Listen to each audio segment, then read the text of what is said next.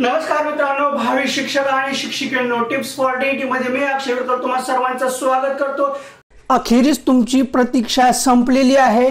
4 दिवसापूर्वी एक व्हिडिओ टाकला होता। त्या व्हिडिओमध्ये सांगितलं होतं की 500 ऑब्जेक्टिव्ह 5 व्हिडिओ 100 ऑब्जेक्टिव्हचे असे 5 व्हिडिओ सोशल सायन्स पूर्ण एकदम महत्त्वाचे 500 ऑब्जेक्टिव्ह मी तुम्हाला देतो। त्या व्हिडिओला जेवढे लाईक्स येतील त्यावरून मला अंदाज येईल की एवढ्यांना सोशल सायन्सचे महत्त्वाचे ऑब्जेक्टिव्ह पाहिजेत।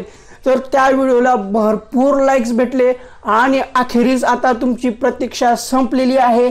आता आजच्या या व्हिडिओपासून आपण सोशल सायन्सचे 500 ऑब्जेक्टिव्हचे 100 ऑब्जेक्टिव्हचे असे 5 व्हिडिओची सिरीज सुरू करत आहोत। आता हे ऑब्जेक्टिव्ह हे प्रश्न वाचल्यानंतर तुम्हाला लक्षात येईल की 4थी पासून ते 10वी पर्यंतचा सिलेबस किती मोठा आहे आणि किती असे ऑब्जेक्टिव्ह आहेत की जे आतापर्यंत कधी आपण ऐकलेच नाहीत।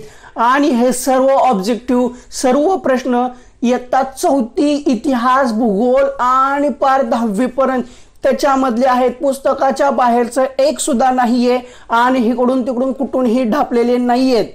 त्या व्हिडिओजला जसा लाईकचा वर्षाव केला होता तसा या सोशल सायन्सच्या 500 ऑब्जेक्टिव्हच्या सिरीजला सुद्धा लाईकचा वर्षाव होऊन जाऊ द्या।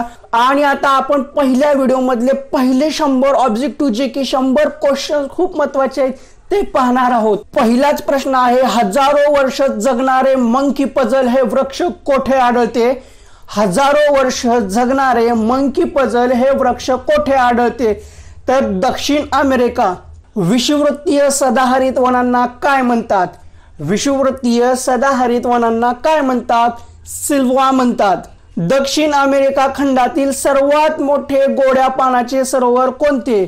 दक्षिण अमेरिका खंडातील सर्वात मोठे गोड्या पाण्याचे सरोवर कोणते? तर टिटिकाका सरोवर। हा प्रश्न परीक्षेला येऊन गेला होता। दक्षिण अमेरिका खंडातील सर्वात मोठे गोड्या पाण्याचे सरोवर कोणते? तर टिटिकाका सरोवर।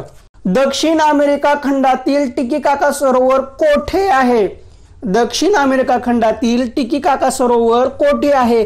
तर अँडीज पर्वतीय प्रदेशात आहे। लक्षात घ्या, टिटिकाका सरोवर हे अँडीज पर्वतीय प्रदेशात आहे जे की दक्षिण अमेरिका खंडातील आहे। अँडीन कॉन्डोर सारखे पक्षी कोठे आढळतात? तर दक्षिण अमेरिकेतील अँडीज पर्वतामध्ये अँडीन कॉन्डोर सारखे पक्षी आढळतात। सिंहासारखा दिसणारा प्युमा कोठे आढळतो? सिंहासारखा दिसणारा प्युमा कोठे आढळतो? तर दक्षिण अमेरिका। लक्षात घ्या, दक्षिण अमेरिका, उत्तर अमेरिका आणि अमेरिकेची संयुक्त संस्थाने असे 3 टॉपिक आहेत। तिन्ही टॉपिक वेगवेगळे आहेत आणि त्यातल्या त्यात दक्षिण अमेरिका तर खूप महत्त्वाचा आहे। दक्षिण अमेरिका याच्यावर खूप सारे प्रश्न आहेत। सिंहासारखा दिसणारा प्युमा कोठे आढळतो? तर दक्षिण अमेरिकामध्ये। उंटासारखा दिसणारा ग्वानाको कोठे आढळतो? उंटासारखा दिसणारा ग्वानाको कोठे आढळतो? दक्षिण अमेरिका। हरणासारखा दिसणारा तापीर कोठे आढळतो? दक्षिण अमेरिकेतच। हरणासारखा दिसणारा तापीर, उंटासारखा दिसणारा ग्वानाको, सिंहासारखा दिसणारा प्युमा। आता हे 3 प्राणी नीट लक्षात ठेवा। सिंहासारखा दिसणारा प्युमा, उंटासारखा दिसणारा ग्वानाको आणि हरणासारखा दिसणारा तापीर हे सर्व दक्षिण अमेरिकामध्ये आढळतात। आता हे जसे प्राण्यांसारखे प्राणी दिसणारे दक्षिण अमेरिका खंडात आहेत तसेच प्राणी ऑस्ट्रेलिया आणि अंटार्क्टिका खंडामध्ये सुद्धा आढळतात, पण ते प्राणी वेगवेगळे आहेत, ते आपण पुढे पाहणार आहोत। येलोस्टोन हे राष्ट्रीय उद्यान कोठे आहे? अमेरिकेची संयुक्त संस्थाने। येलोस्टोन हे राष्ट्रीय उद्यान अमेरिकेची संयुक्त संस्थाने येथे आहे। नासा कोठे आहे?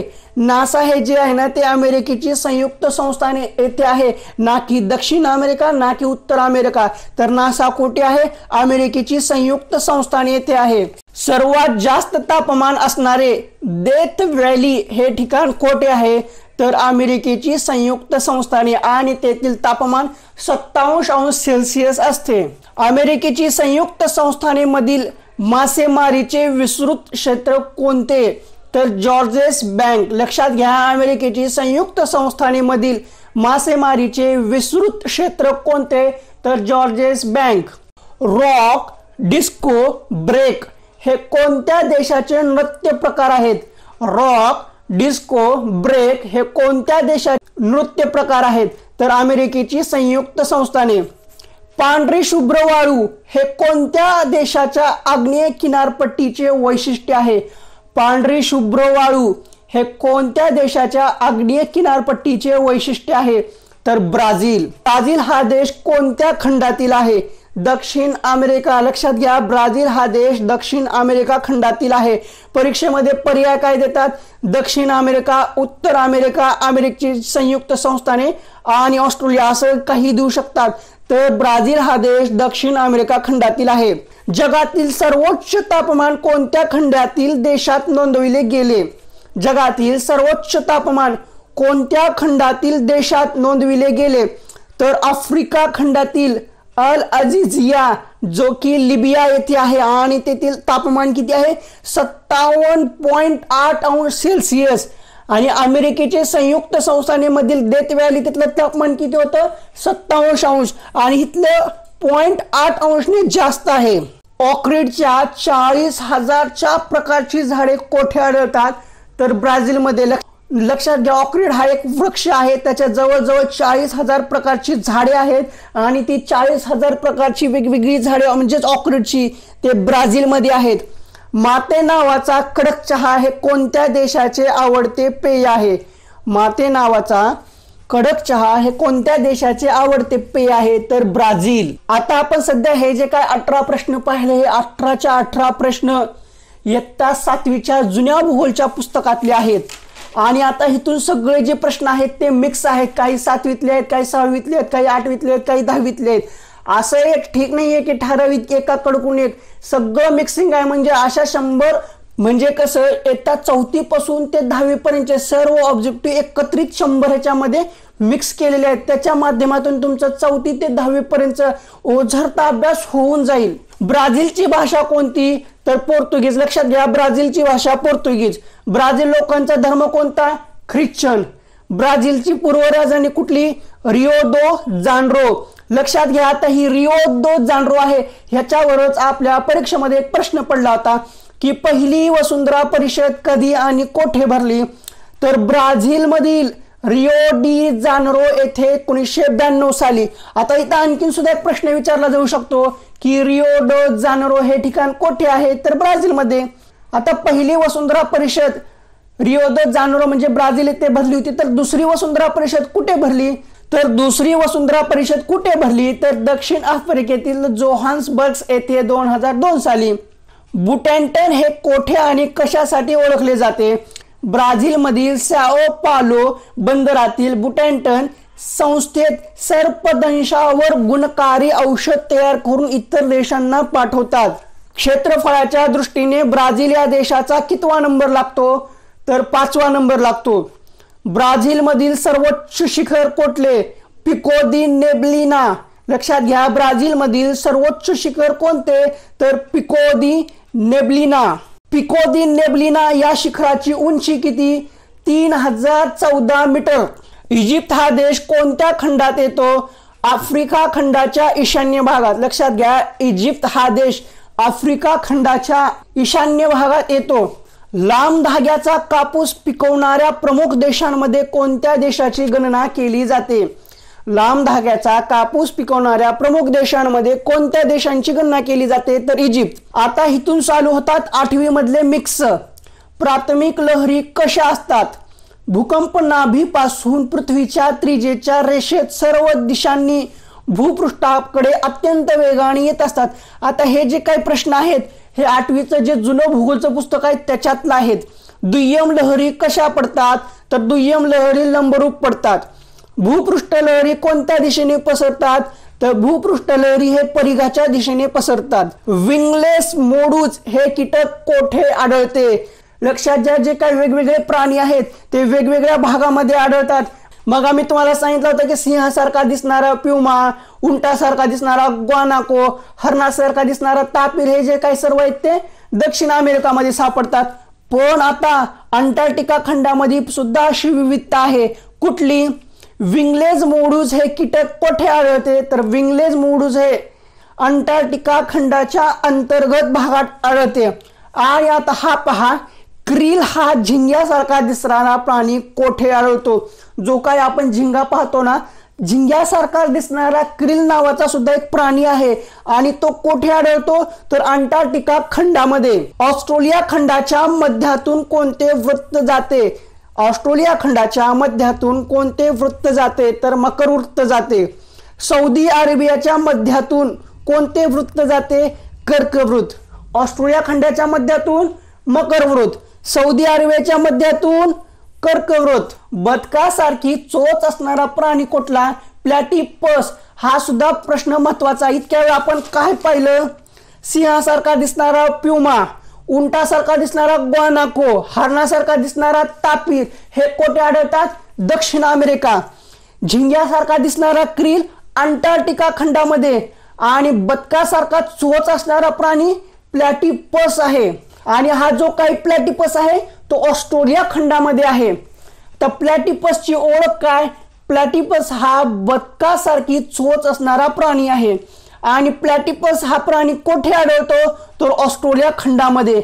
आता कुत्र्यासारखा दिसणारा प्राणी कुठला? ह्याच्या अगोदर तुम्ही कधी ऐकलं होतं का कुत्र्यासारखा सुद्धा दिसणारा प्राणी असेल? तर कुत्र्यासारखा दिसणारा प्राणी डिंगो. आणि कुत्र्यासारखा दिसणारा डिंगो हा प्राणी कोठे आढळतो? तर ऑस्ट्रेलिया खंडामध्ये. म्हणजे प्राण्यांची खूप सारी विविधता आहे. ती विविधता दक्षिण अमेरिका, अंटार्क्टिक आणि ऑस्ट्रेलिया या खंडामध्ये आढळते. इटलीत कोणते व्यवसाय प्रामुख्याने केले जातात? पशुपालन व वऱ्हापालन. इटलीत कोणत्या किनारी भागात फुलांच्या बागा आढळतात? तर लिगुरियन. आता इतक्या वेळ जे आपण काही प्रश्न पाहिले ते भूगोलावर आधारित होते. आता इथून इतिहास मिक्स होणार आहे. बंगाल फाळणी विरुद्ध जे आंदोलन झाले त्याला काय म्हणतात? वंगभंग आंदोलन. लक्षात घ्या, बंगाल फाळणी विरुद्ध जे आंदोलन झाले त्याला वंगभंग आंदोलन असे म्हणतात. वंगभंग आंदोलनाचे अध्यक्ष कोण होते? तर सुरेंद्रनाथ बॅनर्जी. वंगभंग आंदोलनाचे अध्यक्ष सुरेंद्रनाथ बॅनर्जी. तत्कालीन भारताचे वर्णन कोणी लिहून ठेवले? तर मेगॅस्थानिसने. मौर्यकालीन होता तो. सुरुवातीला कोणते देश व्यापारात आघाडीवर होते? तर पोर्तुगाल व स्पेन. दिवाणी अधिकार म्हणजे काय? बंगाल सुभ्यात महसूल गोळा करण्याचा अधिकार म्हणजेच दिवाणी अधिकार होय. आता सालबाईचा तह कधी झाला? तर सालबाईचा तह हा 1782 साली झाला. सालबाईचा तह म्हणजे काय? तर 1782 ला मराठा इंग्रज पहिले युद्ध संपून सालबाईचा तह झाला. लक्षात घ्या, 1782 मराठी इंग्रज पहिले युद्ध संपून सालबाईचा तह झाला. आता वसईचा तह कधी झाला? तर वसईचा तह हा 1802 मध्ये झाला. आता वसईचा तह म्हणजे काय? तर 1802 मध्ये दुसऱ्या बाजीराव पेशव्याने इंग्रजांशी तैनाती फौजेचा करार केला. यालाच वसईचा तह असे म्हणतात. परत एकदा, 1802 मध्ये दुसऱ्या बाजीराव पेशव्यांनी इंग्रजांशी तैनाती फौजेचा करार केला. यालाच वसईचा तह असे म्हणतात. आता हा प्रश्न 2019च्या पेपर 2 मध्ये येऊन गेला होता. होमर या ग्रीक कवीने कोणती काव्ये लिहिली? तर इलियड आणि ओडिसी. आता इथून काही जे 4-5 प्रश्न आहेत हे प्रश्न इयत्ता 8वीचं नवीन इतिहासचं पुस्तक घ्या किंवा जुनं पुस्तक घ्या, तेही इतिहासचं, किंवा 5वीचं जुनं इतिहासचं पुस्तक घ्या. हे त्याच्यामध्ये जसेच होते तसेच जुन्या 8वीच्या पुस्तकात आहे, तसंच 8वीच्या नवीन पुस्तकात सुद्धा आहे. याच्यामध्ये काही बदल झाला नव्हता. आणि त्या धड्याचं नाव आहे 12वा धडा आहे स्वतंत्र प्राप्ती, जो की 8वीचा नवीन इतिहास आहे ना त्याच्यामध्ये 12वा धडा आहे. स्वतंत्र मुस्लिम राष्ट्राचा विचार कोणी मांडला? स्वतंत्र मुस्लिम राष्ट्राचा विचार कोणी मांडला? तर 1930 साली डॉक्टर मोहम्मद इक्बाल या प्रसिद्ध कवीने मांडला. द्विराष्ट्र सिद्धांत कोणी मांडला? बॅरिस्टर मोहम्मद अली जिना. स्वतंत्र मुस्लिम राष्ट्राची मागणी कोणी केली? बॅरिस्टर मोहम्मद अली जिना. पाकिस्तानची कल्पना कोणी मांडली?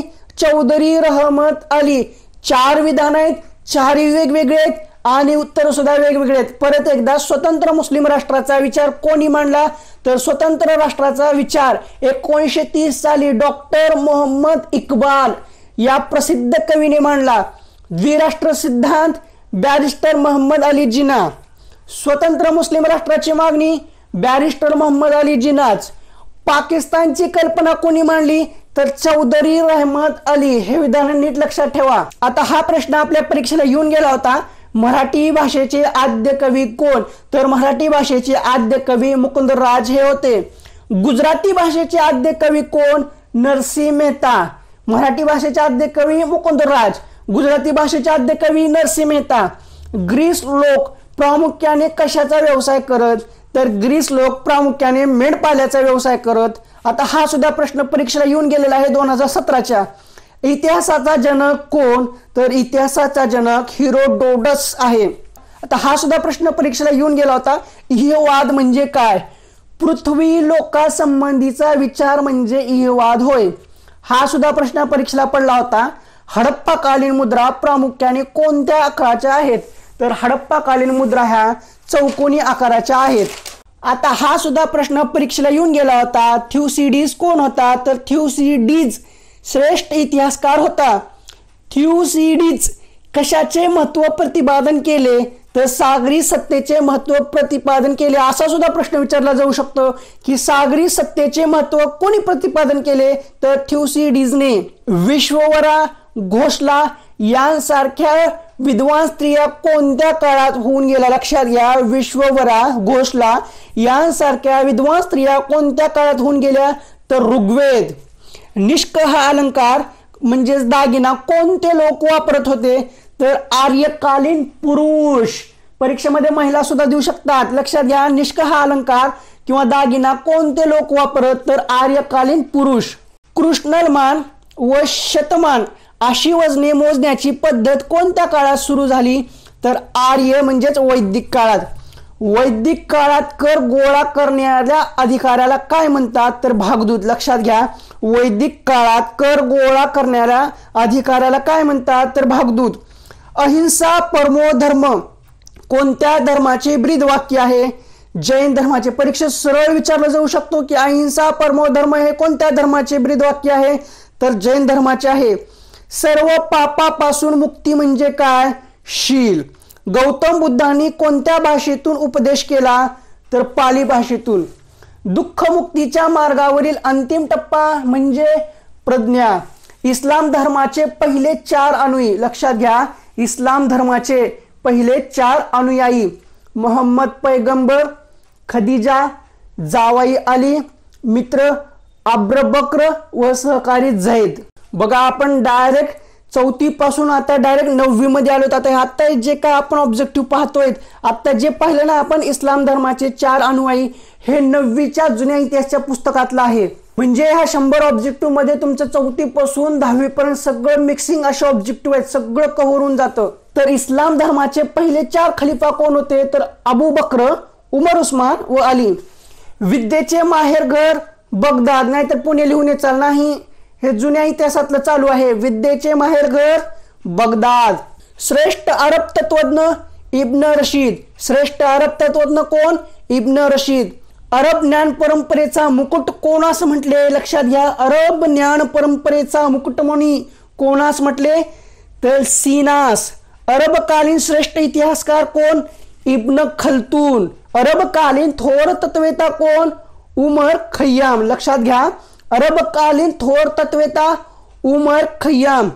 अरबकालीन प्रसिद्ध कवी उमर खय्याम. आता उमर खय्याम हा थोर तत्वेता आणि प्रसिद्ध कवी सुद्धा होता. एक गाणं होतं, त्या गाण्यामध्ये इब्न बतूता असा उल्लेख होता ना, तो इब्न बतूताचा कोणता ग्रंथ प्रसिद्ध आहे? तर सफरनामा. रोमन साम्राज्याचा शेवट कधी झाला? इसवी सन 476 मध्ये. धर्म सुधारणा चळवळीचा शुक्रतारा कोणास म्हणतात? तर धर्म सुधारणा चळवळीचा शुक्रतारा जॉन विक्लिपला. गरीब धर्मोपदेशकांचा संघ याची स्थापना कोणी केली?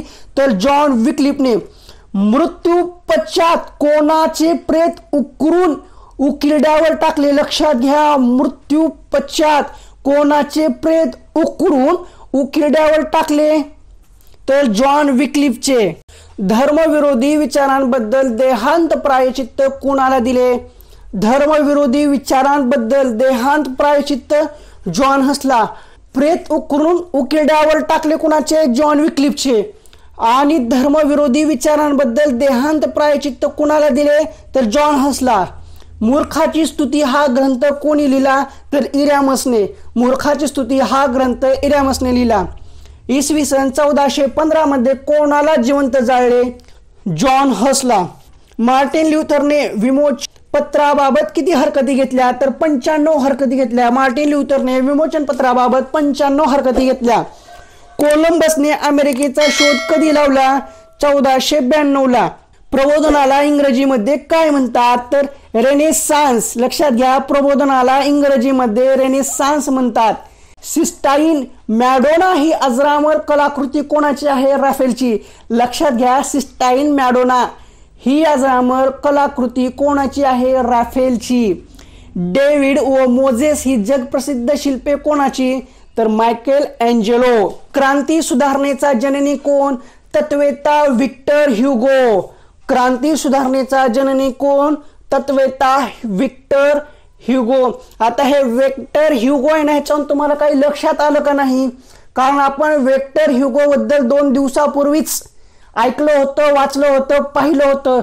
नसेल आठवलं तरी सुद्धा मी सांगतो, व्हिक्टर ह्युगोचं एक काव्य होतं. त्याचं काव्य कोणतं होतं? सटायटर. आणि ते सटायटर काव्य वाचायला कोण घेतलं होतं तर आधुनिक भारताचा जनक विल्यम जेम्सनं घेतलं होतं. आलं का लक्षात मानसशास्त्राचं? बघा, कनेक्शन कुठूनही कसंही लागू शकतं. क्रांती सुधारणेचा जननी कोण? तत्वेता व्हिक्टर ह्युगो. व्हिक्टर ह्युगोचे काव्य कोणते? सटायर. व्हिक्टर ह्युगोचे सटायर हे काव्य कोणत्या भाषेतील आहे? फ्रेंच. व्हिक्टर ह्युगोच्या सटायर या फ्रेंच काव्यातील 158 ओळी रोज वाचण्यासाठी कोणी घेतल्या तर आधुनिक मानसशास्त्राचा जनक विल्यम जेम्स यांनी घेतल्या. आता हा 500 प्रश्नांपैकी पहिल्या 100 प्रश्नांचा प्रश्नसंच तुम्हाला कसा वाटला ते कमेंट बॉक्समध्ये नक्की सांगा. व्हिडिओला लाईक करायला विसरू नका. तुम्ही जेवढं व्हिडिओला जास्त लाईक करत जाल ना, तेवढं मला आणखीन उत्साह येतो की आणखीन नवीन नवीन काय देता येईल. जितकं चांगलं देता येईल तेवढं देण्याचा प्रयत्न मी करतो. त्यासाठी व्हिडिओला लाईक करत जावा. आणि आता हा 100 प्रश्नांचा पहिला संच आहे.